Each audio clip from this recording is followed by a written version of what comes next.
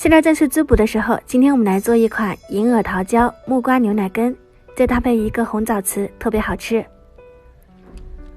银耳提前泡发，撕成小块，放入炖盅里面，加入适量的清水，放入炖锅里面，按甜品汤键先炖30分钟。桃胶的话呢，要提前1个晚上泡好，去除杂质，洗干净。银耳炖好后加进去，再炖1个半小时。木瓜的话呢，我这里准备了半个，去皮，切成小块。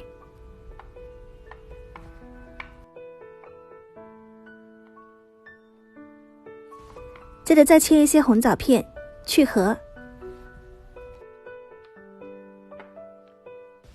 银耳桃胶炖出胶质后，加入冰糖，切好的木瓜块、红枣片，盖上盖子，再炖30分钟。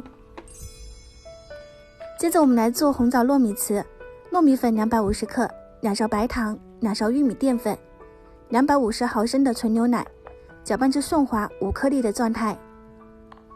容器要刷油，避免粘连。倒入糯米糊，表面铺上一层红枣片，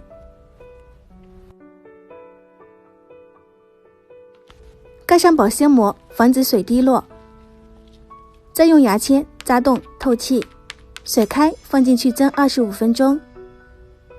这边的汤已经炖好了，最后加入纯牛奶，再炖5分钟就可以了。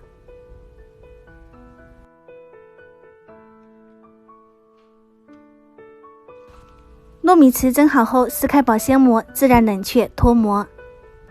这边的牛奶羹呢也已经炖好了。秋冬季节容易干燥，大家可以试一下这一款银耳桃胶牛奶木瓜羹。这个分量的话呢，2个人喝刚刚好。最后再撒一些枸杞就可以食用啦。糯米糍冷却好后，稍微扳一下脱模，切成小块。我个人是非常喜欢这种糯性的美食，真的没有一点的抵抗力。